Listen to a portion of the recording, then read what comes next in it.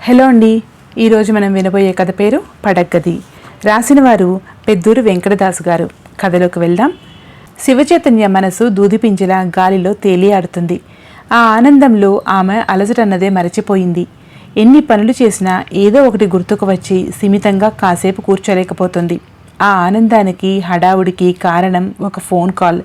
Mummy, నేను సిరిని. మీ అల్లుడు గారు నేను రేపు విశాఖ ఎక్స్ప్రెస్లో హైదరాబాద్ వస్తున్నాము. వచ్చిన తర్వాత కబుర్లన్నీ ఓకేనా మమ్మీ? పెళ్ళయి కొత్తగా కాపురానికి వెళ్ళిన తరువాత మొదటిసారిగా వస్తుంది కూతురు భర్తతో కలిసి.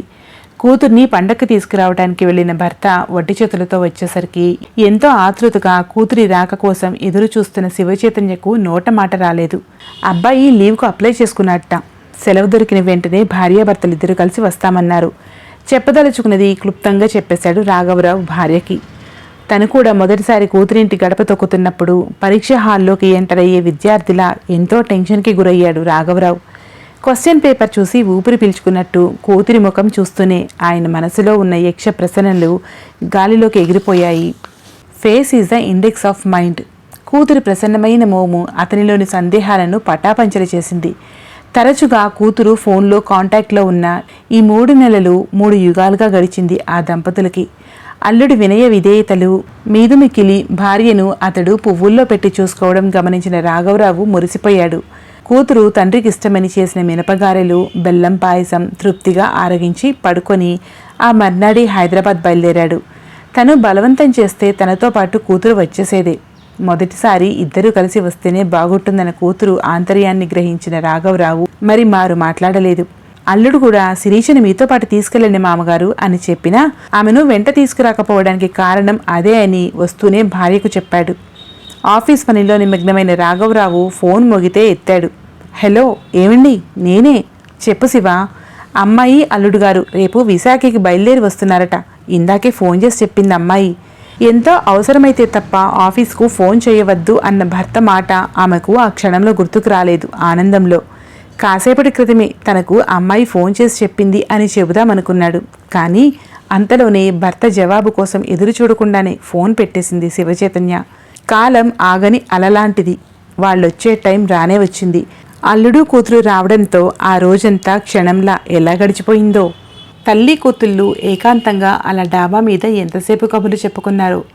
3 నెలల వాళ్ళ దాంపత్య జీవితంలో పెనవేసుకున్న ఎన్నో సంఘటనలు ఎలాంటి దాపరికాలు లేకుండా కూతురు మనసు విప్పి చెబుతుంటే ఆ తల్లి మనసు పరవశంతో పులకించిపోయింది. పట్టుమని 10 రోజులు కూడా పెళ్లినాటికి ఇల్లు వదలని తన గారాల పట్టి 3 నెలల తర్వాత ఇలా ఎదురుగా కనిపించి చల్లని కబుర్లు చెబుతుంటే ఏ తల్లి మాత్రం తన్మయత్వంతో మురిసిపోదు? ఆ రాత్రికి అందరూ కలిసి ఆనందంగా భోజనాలు ముగించాక అన్నీ సర్దుకొని శివచైతన్య బెడ్రూమ్ చేరేసరికి చాలా సమయం పట్టింది. కూతురు చెప్పిన కబుర్లన్నీ ఎప్పుడెప్పుడు భర్త చెవిలో వెయ్యాలా అని తొందరగా పని ముగించుకుందామని ఎంత ప్రయత్నించినా తెమల్లేదు. రాఘవరావు సెక్రటేరియట్లో సెక్షన్ ఆఫీసర్. ఎల్డీసీగా కెరీర్ ప్రారంభించి కష్టపడి పైకొచ్చిన వ్యక్తి. క్రమశిక్షణకి మారుపేరైన రాఘవరావు గారంటే అందరికీ గౌరవభావమే. శివచైతన్య కాపురానికి వచ్చిన తొలి రోజుల్లో అద్దె ఇంట్లో ఇంటి ఓనర్స్ పెట్టే షరతులు, ఏటికా ఏడు పెరుగుతున్న అద్దెలు కట్టలేక ఎలాగైనా సొంత గూడొకటి సమకూర్చుకోవాలని భార్య చెవిలో పోరు పెడుతుంటే భరించలేక హౌస్ లోన్కు అప్లై చేసి చివరకు ఎలాగైతేనే డబుల్ బెడ్రూమ్ ఫ్లాట్ మాత్రం కొనగలిగాడు. మొదట్లో ఏమిటి అపార్ట్మెంట్ లైఫ్? ఇండిపెండెంట్ హౌస్ అయితే ఎంచక్క పెరట్లో రకరకాల మొక్కలు పెట్టుకోవచ్చు, కల్లాపు చల్లి ముగ్గు పెట్టి ఇంటిని చూడముచ్చటగా అలంకరించుకోవచ్చు అని భర్త ముందు ఏకరువు పెట్టేది. కానీ రాను రాను ఆమెకి అర్థమైంది భర్త తీసుకున్న నిర్ణయం సరైందేనని. ఇప్పుడైతే అది కూడా కొనేవాళ్ళం కాదని, ఆకాశానంటుతున్న ప్లాట్ల ధరలను చూసి భర్త ఏం చేసినా దానికి అర్థం ఉంటుందని కాలక్రమేణా ఆమెకి అర్థమైంది. అవసరం ఉంటేనే తప్ప ఎవరితోనూ ఎక్కువగా మాట్లాడని సింపుల్ వ్యక్తి. ఎప్పుడు సాదాసీదాగా కనిపించే రాఘవరావును కదిపితేనే అతని గొప్పతనం తెలిసేది. సిరి, అల్లుడుగారిని లేపి స్నానానికి ఏర్పాట్లవి చూడు. నేనే కాసేపట్లో మీ బెడ్రూమ్ తుడిచి శుభ్రం చేస్తాను. కూతురి చేతులని బకెట్ లాక్కుంది శివచైతన్య.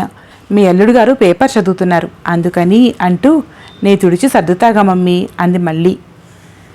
అక్కర్లేదమ్మా, అల్లుడు గారిని పేపర్ మా బెడ్రూమ్లో చదువుకోమను. నాన్నగారు పూజగదిలో ఉన్నారు చెప్పింది కూతురికి శివచైతన్య. భర్తని పక్క గదిలోకి పంపి తన పనిలో నిమగ్నమైంది శిరీష. మమ్మీ ఇక వినిపించుకోదని మొట్టమొదటిసారి మామగారి బెడ్రూంలోకి ఎంటర్ అయిన శ్రీకాంత్ సంభ్రమాశ్చర్యాలకు లోనయ్యాడు.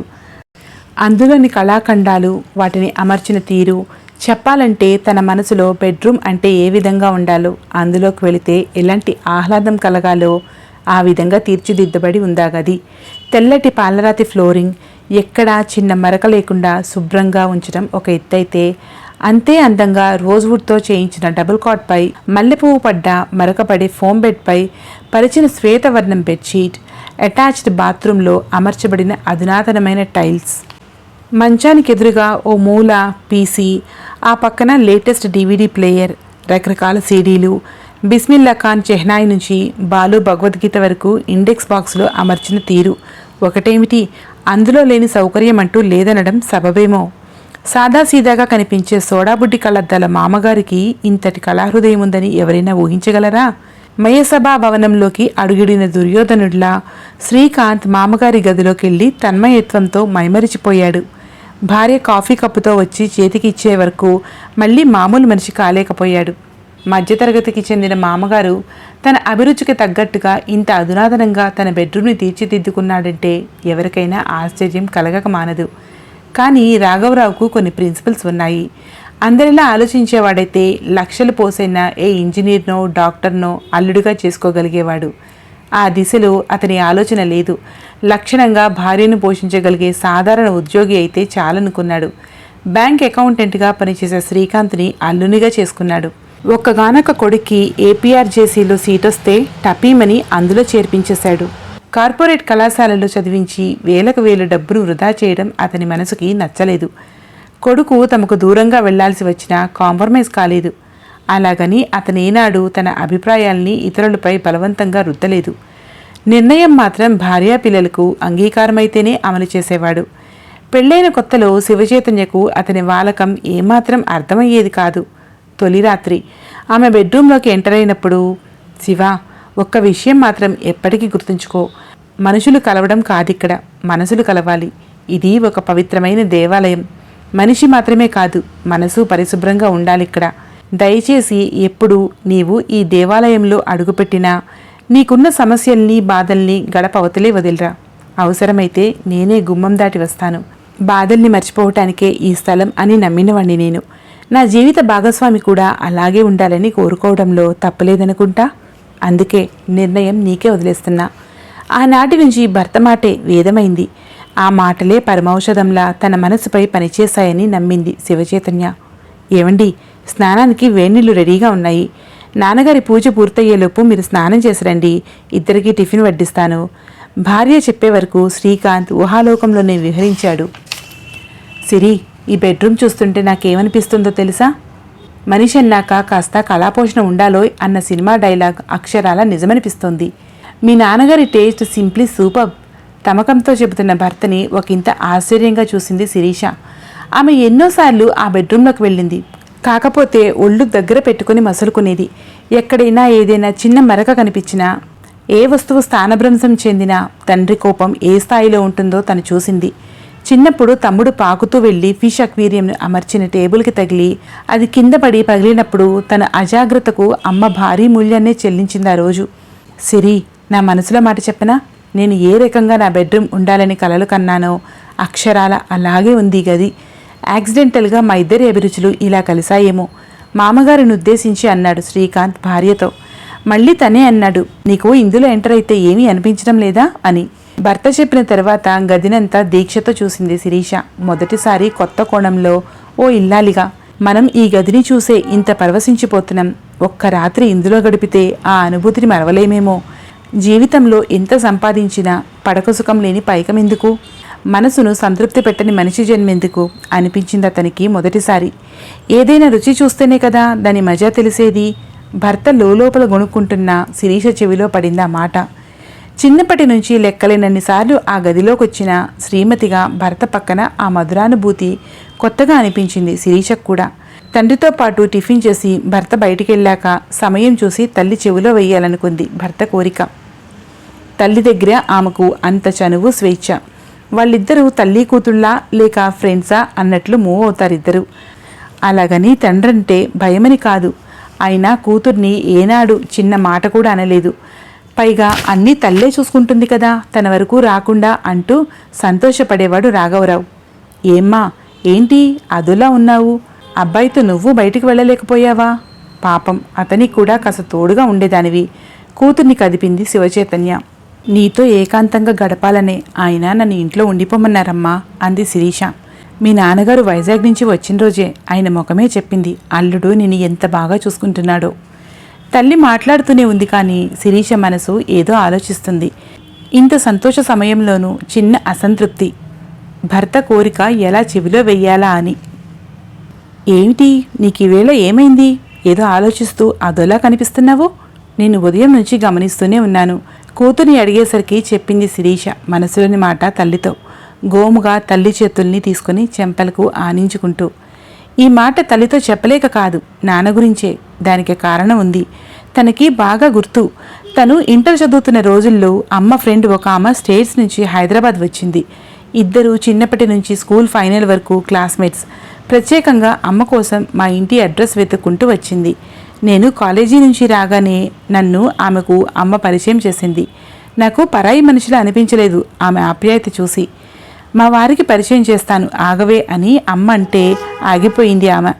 నాన్నగారు రావడం, పరిచయ కార్యక్రమాలు ముగిసి భోజనాలు వగైరా పూర్తయ్యేసరికి బాగా చీకటి పడింది. ఆ ఒక్క రాత్రికి ఉండమని అమ్మ ఆమెని రిక్వెస్ట్ చేస్తే ఆగిపోయింది. ఆమెకు బెడ్ ఏర్పాట్లలో తలమూనకలైన మమ్మీని కలుద్దామని పక్క గదిలోకి వెళ్ళబోయాను. అప్పుడు వినిపించాయి డాడీ మాటలు. కాకతాళీయంగా వింది తను. చూడు శివ, స్నేహానికి నీవెంత విలువిస్తావో నేను అర్థం చేసుకోగలను. నీవేం చేసినా నేను కాదనను. కానీ ఆమె కోసం మన బెడ్రూమ్ కేటాయించి మనం బయట పడుకోవటం నాకు నచ్చని విషయం. అమ్మాయి బెడ్రూమ్లో అరేంజ్ చెయ్యి. కావాలంటే ఈ బెడ్షీట్స్ వగైరా తీసుకెళ్ళు. అయినా నేను ప్రాణప్రదంగా చూసుకునే ఈ బెడ్రూమ్, నా సెంటిమెంట్ను నేను వదులుకోలేను. నీకు తెలీదా శివ? ఆనాటి ఆ మాటలు ఆమె మనసులో మెదిలి శిరీషను ఒకంత ఆలోచించేలా చేశాయి తప్పితే తల్లితో చెప్పలేక కాదు. మళ్ళీ తనే చెప్పింది శిరీష తల్లితో. మమ్మీ, అమెరికా నుంచి వచ్చిన శ్రీరంజని ఆంటీ మధ్యలోనే అందుకొని తానే పూర్తి చేసింది శివచైతన్య. నీ అనుమానం నాకు అర్థమైంది తల్లి. ఆ ఆంటీ నువ్వు ఒకటేనా? అల్లుడు గారి చిన్న కోరిక. అయినా నీకు తెలీదా సిరి, మీ నాన్నగారికి కూతురంటే ఎంత ప్రేమో? అది కాదు మమ్మీ. ఏం లేదు, ఇక నీవు ఆ విషయం మర్చిపో. నేను చూసుకుంటా అన్నీ. లే, సాయంత్రమైంది. ముఖం కడుక్కొని తయారవ్వు, అల్లుడుగారు వచ్చేస్తారేమో. ఒళ్ళో పడుకున్న కూతుర్ని తట్టి లేపింది శివచైతన్య లాలనగా. ఆ మాటలైతే అందిగాని భర్త దగ్గర ఎలా కదిపేది? ఆనాటి ఎక్స్పీరియన్స్ మదిలో మెదిలిన నా బిడ్డ కంటే ఎక్కువ. చూద్దాం అనుకుంది. ఇంకా అందంగా ఆ బెడ్రూమ్కు ఏమి మెరుగులు దిద్దాలి అని ఆలోచిస్తూ మెల్లిగా లేచింది శివచైతన్య. ఆ రాత్రి డైనింగ్ టేబుల్పై వంటకాలు సర్దుతుంది. భర్త రాక కోసం ఎదురు చూస్తూ శివచైతన్య. ఈపాటికే రావాల్సింది. ఈయనెప్పుడు ఇంతే. ఎదురు చూస్తున్నప్పుడు ఇంకాస్త ఆలస్యం చేస్తారు. మనసులో గొనుక్కుంటున్నట్టన్నా పైకే అనేసింది శివచైతన్య ఓపిక నశించి. ఇప్పుడు ఏం తొందర మమ్మీ? ఏం పనుందో ఏమో డాడీకి. శిరీషకి తెలుసు మమ్మీ ఆరాటం. అంతలో ఫోన్ మోగింది. సిరి, ఫోన్ ఎత్తమ్మా. Hello, Sirisha here. డాడ్? అవునమ్మా. సిరి, రేపు ఈవినింగ్ విశాఖకే కదమ్మా మీరు వెళ్ళేది? Yes dad. మీరు అక్కడే అప్ అండ్ డౌన్ రిజర్వేషన్ చేయించుకున్నారు కదా, మర్చిపోయాను. మీ అమ్మేం చేస్తుంది? Mummy, daddy phone. హలో, చెప్పండి. శివ, ఏమీ లేదు. నాకు ఆఫీస్లో రేపు ఇన్స్పెక్షన్ ఉంది. అందుకే ఈరోజు నైట్ అంతా ఇక్కడే ఉండి అర్జెంట్ ఫైల్స్ కంప్లీట్ చేయాలి. మా స్టాఫ్తో పాటు నేను ఉండాల్సి వస్తుంది. మీరు భోంచేసి పడుకోండి. మాకు భోజనం ఏర్పాట్లన్నీ ఇక్కడే చేశారు, ఓకే అంటూ కట్ చేశాడు రాఘవరావు, భార్యకు మాట్లాడే అవకాశమే లేకుండా. అంతే, శివచైతన్య ఎగిరి గంతేసినంత పని చేసింది. కాగల కార్యం గంధర్వులే నెరవేర్చారని. రేపేదో ఇన్స్పెక్షన్ ఉందట, నాన్నగారు రావట్లేదట, మనల్ని భోంచేసి పడుకోమన్నారు చెప్పేసింది టకటకా కూతురికి. ఆమె మనసంతా బెడ్రూమ్ సర్దడంలో నిమగ్నమైంది. చివరిగా ఒకసారి వెళ్ళి చూసింది అన్నీ సరిగ్గా అమరాయో లేదోనని. మల్లె పువ్వులా సింగారించిన బాపు బొమ్మ శిరీషకు బుగ్గను దిష్టిచుక్క దిద్ది నుదురు ముద్దాడి బెడ్రూంలోకి పంపి ఆ తర్వాత హాయిగా ఊపిరి పీల్చుకుంది శివచైతన్య. ఊపిరి సలపని పనితో అలసిపోయి పడుకున్న శివచైతన్యకు ఉదయం భర్త వచ్చి తలుపు తట్టే వరకు మెలకువ రాలేదు. శిరీష మాత్రం ఉదయాన్నే లేచి అలసి పడుకున్న తల్లిని లేపడం ఎందుకని తాను స్నానం చేసి తయారయ్యి భర్తను లేపుతుంది. అప్పుడు తలుపు తట్టాడు తండ్రి. వెళ్ళి తలుపు తీసింది శిరీష. రాత్రంతా నిద్రలేమితో అలసటిగా కనిపిస్తున్న డాడీ మొహం చూసి, డాడీ మీరు తయారవ్వండి, నీళ్లు కాచి ఉంచాను, ఆయన్ను తర్వాత లేపుతాను అంది శిరీష తండ్రి రాగానే. తలారా స్నానం చేసి మంచు మీద నీటి బిందువుల్లా మోముపై అక్కడక్కడ తల నుంచి రాలిపడ్డ నీటి చుక్కలు కొత్త అందాన్నిస్తుంటే కడిగిన ముత్యంలా కనిపించే కూతుర్ని తృప్తిగా చూసి ఏదో జ్ఞప్తికి వచ్చిన దానిలా ముసిముసిగా నవ్వుకుంది శివచైతన్య. భర్తను సమీపిస్తూనే ఆ అమ్మాయి ముఖంలో ఆ కళ గమనించారా అని అడిగింది, తన మనసులోని మాట ఎప్పుడెప్పుడు చెప్పాలా అని ఆలోచిస్తూ. అదేం కొత్తగా అడుగుతున్నావు, మన అమ్మాయిది ఎప్పుడూ కలకలలాడే ముఖమే. అది సరే, అమ్మాయి స్నానం కూడా అయిపోయింది, నీవేంటి మొద్దు నిద్ర? నా సంగతికేం గాని మీరేం గమనించలేదా మార్పు? అమ్మాయిలో ఏమో గాని నీ ముఖంలో కనిపిస్తుంది నాకు ఏదో కొత్త కళ. కాస్త ఉడికించాడామెను రాఘవరావు. తట్టుకోలేకపోతుందామా యాంగ్జైటీని. ఏమండి, ఒక్కసారి మీ చెవిని ఇలా దగ్గరకు తేయండి అంటూ చెప్పేసింది మనసులోని మాటని. ముసిముసిగా నవ్వుకున్న భర్తని చూసి ఆమె ఆనందం ఆకాశాన్ని అంటింది.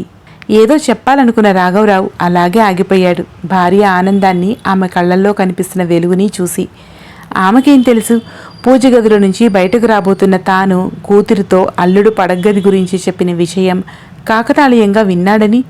అందుకే తాను లాడ్జీలో రూమ్ తీసుకొని వాళ్లకు ఆటంకం లేకుండా చేశాడని. నిజానికి వాళ్ళు వచ్చిన రోజే తన బెడ్రూమ్ను అకామిడేట్ చేయాలనుకున్నాడు. కానీ అమ్మాయి చదువుకున్నప్పటి రూమ్, అందులో ఆమె తాలూకు జ్ఞాపకాలు భర్తతో పంచుకుంటుందేమోనని చెప్పలేకపోయాడు. తాను కూతురు అభిరుచి గురించి ఆలోచించాడు, కానీ అల్లుడి అభిరుచి గురించి ఆలోచించాల్సింది. తనే దానికి పరిష్కారం చూపించాలి, ఎబ్బెట్టుగా కాకుండా స్మూత్గా. అందుకే రాత్రంతా దోమలతో యుద్ధం చేస్తూ లాడ్జీలో గడిపాడు. శివచైతన్యకి ఏం తెలుసు ఈ సంగతి? ఈ విషయం ఆమెతో చెబుదామనుకున్నాడు, కానీ ఆమె కళ్ళల్లో కనిపిస్తున్న సంతృప్తిని చెరిపేయడం ఇష్టం లేక ఆగిపోయాడు రాఘవరావు. యథాలాపంగా వచ్చిన ఓ ఫోన్ రిసీవ్ చేసుకున్న శిరీషకు నాన్న కావాలనే రాత్రి ఇంటికి రాలేదని అర్థమైంది. నాన్నగారి గుండెల్లో తన స్థానమేమిటో శిరీషకు తెలిసింది. తండ్రి మమకారం తలంపుకొచ్చి కారే కన్నిటిని ఆపుకోలేకపోయింది. వారు విశాఖ బయలుదేరే ముందు తండ్రి ఇచ్చిన కానుక శిరీషనే కాదు, అల్లుణ్ణి కూడా నివ్వెరపోయేలా చేసింది. నూతన దంపతులకు వైజాగ్లో ఖరీదు చేసిన ఫ్లాట్. కథ సమాప్తం. మరో మంచి కథతో మళ్ళీ కలుద్దాం. Thank you.